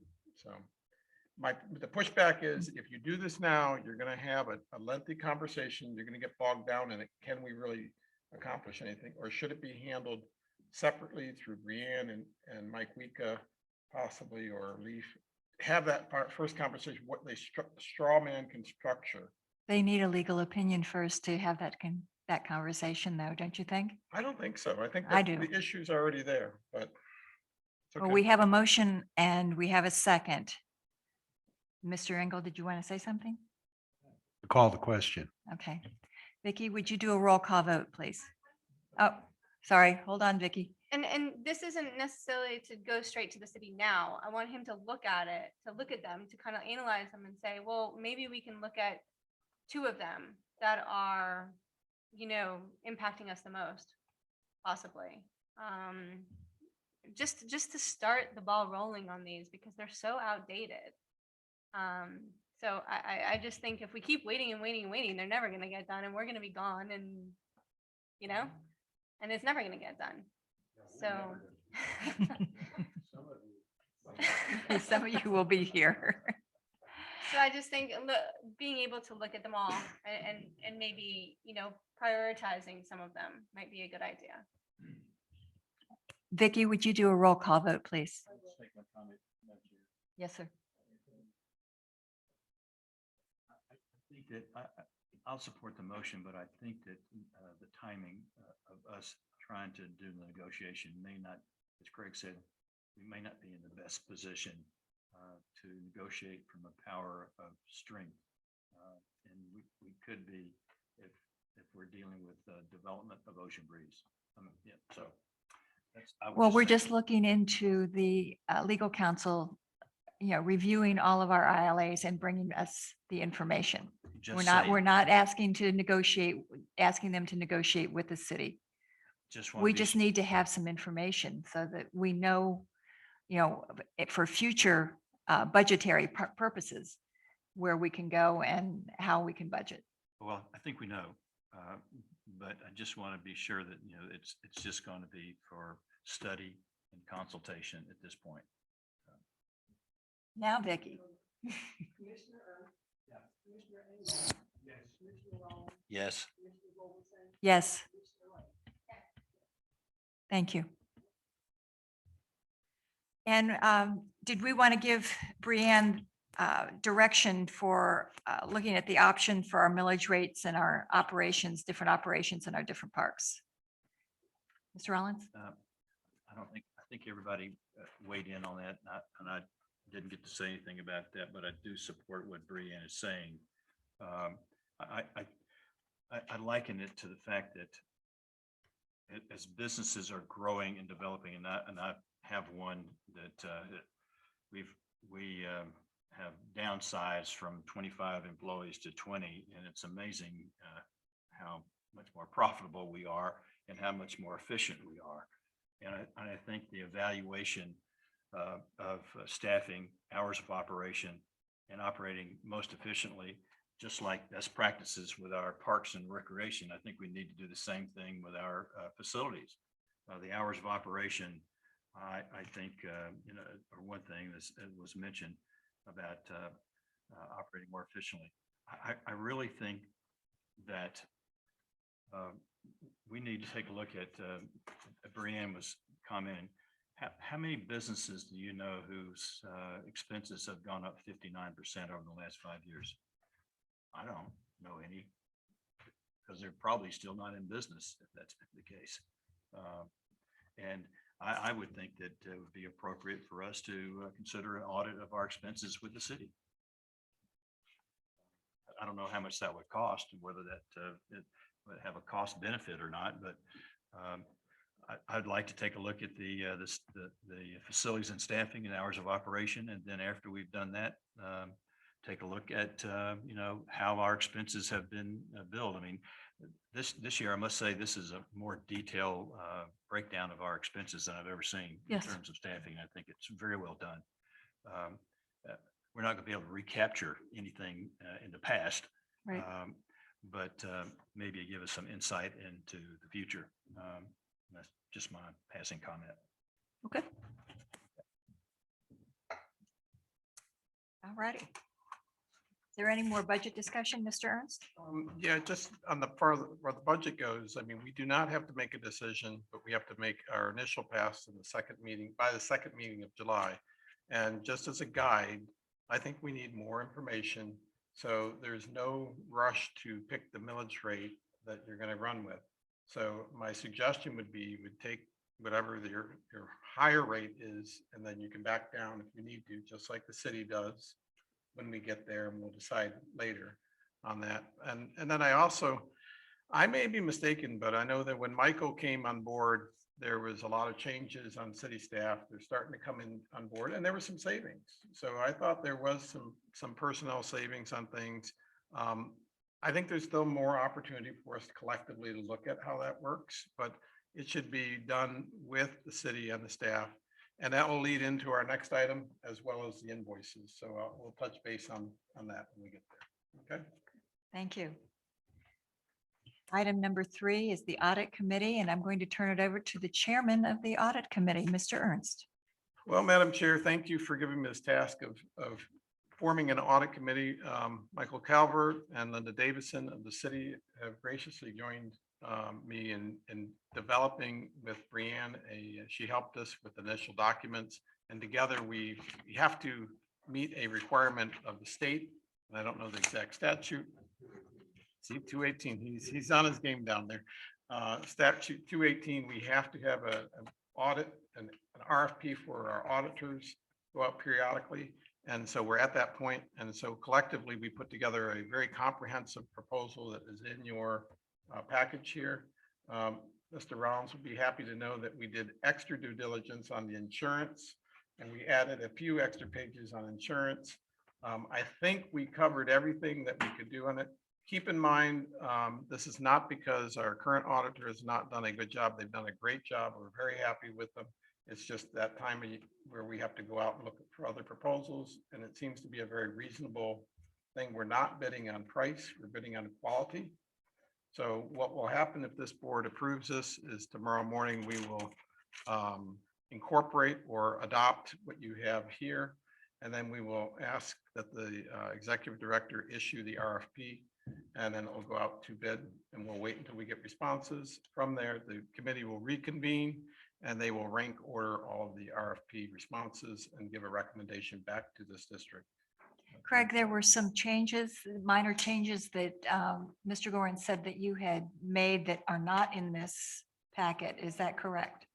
No, I think. Or suggested all there, in here. that there might be, not that they were specifically missing, just that there might be some, and tonight was the opportunity for the, if I may, Okay. to have the commissioner articulate whatever tweaks they may be, so you could ratify them and then allow the committee tomorrow under the statute to ratify the RFP itself. So all of the insurance that you want in here is in here. Yes, the only things I would probably put in here is it'd be nice to have page numbers, and somewhere on the area called proposals must include, we reference an exhibit for minimum insurance. We just have to fill in the blank on that.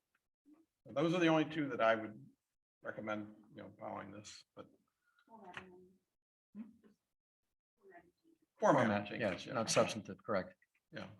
Okay, commissioners, could I get a motion to approve this document? Madam Chairman, I'd like to make the motion that we approve the document for the audit committee's RFP. Thank you, and Second. thank you.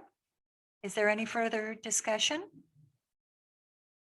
Hearing none. Vicky, would you do a roll call vote, please? Yes. Yes. Yes. Yes. Yes. I'd like to thank everybody on that committee. I know that there was a lot of work that went into that.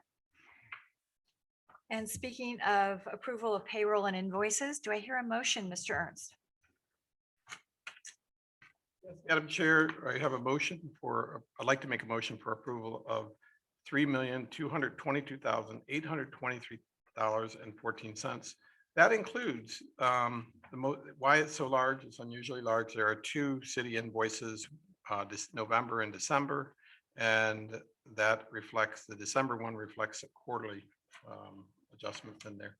So going back to the comment to Mr. Rollins, initially I was asking, in conversations with Brianne, I was thinking of pulling those invoices, but the thought process is we need to just touch base more with the city about what are the components of some of those things are, make sure we fully understand them. But I would like us to go ahead and pay these invoices because I think we're already behind. I know the city has implemented several new systems. But I do think we want to make sure we know that they are under our budget or what we're expected for these periods. But I think there's probably a little more work we could do on it to validate it, but it shouldn't hold up the payment of the invoices. So All unless right. Brianne, you want to add something, my motion is to pay this. Mr. Engel, did you second that? Pleasure. Thank you. Is there any other discussion, any comments, any questions? Yes, Mr. Rollins. Yeah, I think Craig is right. If we haven't drilled down into this, we probably should, just to get a feel for what's coming down the pike. And let's say we've finally wrapped up in 2020, but I'm looking forward to getting the rest of these up and paid, so we really know where we are in the bank and in preparation of our budget. Okay. Vicky, would you do a roll call vote on this, please? Yes. Yes. Thank you, Vicky. It's time for reports and discussion items. We'll begin with our Executive Director, Brianne Harms. Commissioners, just a reminder, the Verde agreement for use of our facilities is going to be on the it's on the school board agenda for June 23rd. They have a pretty full agenda there, but I don't anticipate any issues with that. So we'll be able to offer this facility to Verde next year, which will be great. The RFQ for Boca Chica is due this Friday. So when we get those RFQ packages, we'll put them together. I know some of you have traveling schedules, so we'll try to get digital copies to you or hard copies wherever you're located. And we'll get those out to everybody as soon as possible. And then just an update on Boca Chica, all the debris and trash that was around the old maintenance building was removed, and they're going to be starting to demo that maintenance building next. We're working on getting the split rail fence in, so you still see the construction fencing up. There may be some delays getting the split rail, so they're working on all that. And that's where we're at with that. And those are my updates. Okay, thank you. Our legal counsel, Mr. Gorin. Thank you, Madam Chair. My report this evening is I have no report to offer, but thank you for the direction regarding the legal assignments, which we'll promptly begin reviewing ASAP and getting back with you by memorandum quite soon thereafter. But thank you for the opportunity very much. Thank you both. All righty, thank you. Commissioner Wright, would you like to start off the commissioner's reports? I just want to say that I drive into Boca Chica every day, and the new entrance on the east side looks so much better than the other side. So I'm glad we got that done. Maybe it'll put some pressure on that homeowners association that owns the other side to do something with it or give us the land so we can do something with it. Because it looks a little silly having one done and not the other, but hopefully we can hope, right? And then the only other thing, there's 2 meetings in July. I will not be here physically for either of them. I was hoping, I heard another commissioner might be gone on the 6th. So I was hoping that maybe we could put 3 in October, since the second one is August, not October, August. The second one in July is the one where we're setting our millage rate tentatively. So if the 6th is a possibility to move to August, that would be no. When you have to by July 31st. By August the 4th, has to be August 4th. yes. Okay, up until August 4th, whatever that is. And our first meeting in August is August 2nd. If it's possible, if not, I'll try to be on it. I'm just not sure what kind of reception I'll be getting. Places I'm going, so. Are you going to be making us jealous again up in North Carolina? I'm going to Maine. Oh, But I'm in an RV, so it's not like it's. No reception. Mr. Rollins? If I might interject, Madam Chair, I'm going to be out that same July 6th. I'm not be able to make that meeting, as much as I regret not being here. And if there's some way that we can push that meeting to another time, because I would like to, this is not the time I'd like to be away, but unfortunately I didn't have much choice in the matter. So, that would be my preference. If there's another date that we could select for the meeting to replace it if necessary. Commissioners, I'd like to hear your opinions, please. I'm flexible, whatever the work. So you're saying cancel the July 6th and reschedule it for August, sometime in August? One of the two meetings in August are on the 10th. The Second and 16th. August. We could add one on the Yeah, 30th. July meeting into August 9th. Or the 30th. This would be another. Yeah, either one I'm good with. I have so much on my schedule with being retired, you know. That's fine. Which one do you prefer? August 2nd, 16th, and 30th is fine. Okay. Do I hear a motion? August what? Second, 16th and 30th. Yes.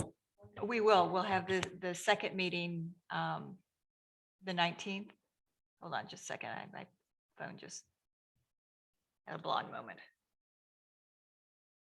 The 19th is the second one. And that would give us time to discuss the tentative millage. It's a bit before August the 4th. Unless you bound it over to the August 2nd meeting.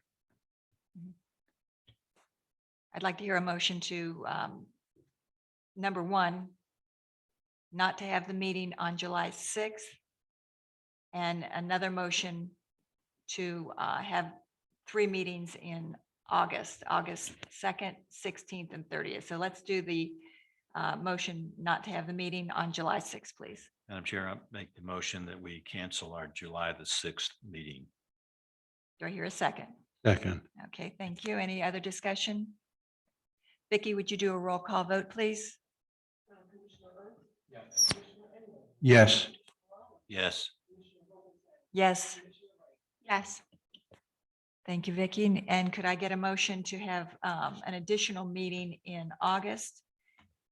We would have our meetings August 2nd, 16th, and 30th. Those are all Mondays. Yeah, I move to add an August 30th meeting to our current August schedule. Could I get a second, please? Second. Thank you, Mr. Rollins. Any other discussion? Hearing none. Vicky, would you do a roll call vote, please? Yes. Yes. Yes. Okay. Yeah. Okay. Thank you. Madam Chair, would I make it like suggest that Vicky send out a calendar invite to us so we put those on the calendar? Make sure we get those on our calendar. Did you do that? Okay. Brianne will do that for all of us. Thank you. And she will also post this, the postponing till August 30th and the cancellation of July 6th. Okay. Anything else, Commissioner Wright? Commissioner Engel? Nothing? Well, actually, you know, this was a really important meeting tonight, given some of the things that we discussed. And what gratifies me is that despite differences of opinion, we conducted ourselves as mature adults and we gave respect to all of our colleagues, which I wish what we could bottle what we did and sell it to other areas of government. I think we can make a fortune. But really, it's such a pleasure working with all of you guys. You know, it's nice to give the respect and to get it. So I appreciate it. Thanks. Right back at you, Mr. Engel. Mr. Ernst? August or July yet, so I reserve that statement. No, one comment though is just for everyone to know, not but 2 years ago, we made well over 200,000, actually 600,000 on the interest earnings. As I made the movement for money transfer, we have a little over, I think it was 33 million, and it yielded last month a little over $3,000. So I'm sorry. Better than a poke in the eye. Mr. Rollins? Yeah, I mentioned this earlier, and I don't want to get on soapbox, but I didn't see Gumbo Limbo Tower in the city's plan for the next fiscal year. Did I miss that, or? They have it carried over, but there is no timeline on it yet. There's a meeting this Wednesday where Melissa and I have been invited to sit in, and I think we're going to see 60%. 60% drawings. Okay, Oh, yeah, sorry. In the books, it's titled Dune Crossover. Yeah.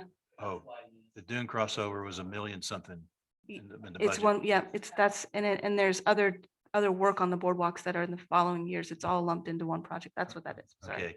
Okay, are we pretty much on budget with what we have set aside for the tower? Do you know? As of now, I'll know more on Wednesday. Hopefully. Okay, do we have any kind of commitment to the friends or to the donor who contributed to the construction of that? They, as far as the time frame, that's not in our agreement with them, but they have, I think until right now, the date is December of 2021. That it expires Okay. again. We'd have to renew All right, again. well, that's getting to fall in the same category as Steve's 8-year-old birthday. Really, I see really no reason why that could not go on, in this fiscal year and get this done. I really feel strongly about that. I mean, that's a project that should not be put off because the money's there, and let's do it. Let's get it done, Michael. All right, well, if you need a heavy, let me know. I'll go with you. I think if you ask them, they would say I'm pretty heavy when it comes to this stuff. Okay, well, I'm counting on you. Let's get it done this year. If there's anything, probably not gonna be this, it's not gonna be done by this September 30th. Construction with everything else, not gonna be done in that. 60%, we've gotta get a 90%. Construct that much. So, I'm sorry, but we can't get it that much. okay, give me a date that you can live with. I'm gonna find out on Wednesday with Brianne and our friends of the. Okay, all right, so you'll have a date for us at our next meeting then.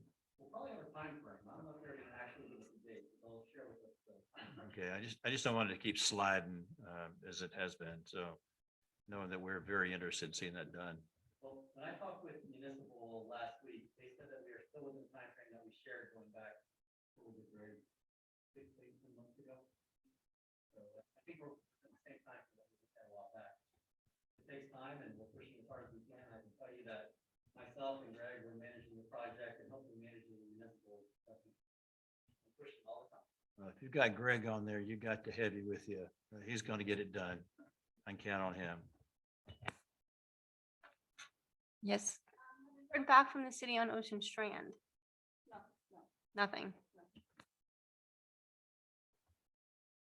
That was my question too, Aaron. I have nothing further. Our future agenda items, of course, are the budget and the RFIs, RFQ. So we will have that at our next meeting, which will be the second meeting in July. And anything else, Brianne?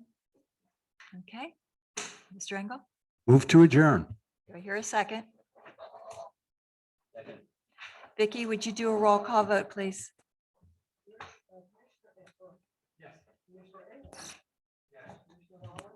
Yes. Yes.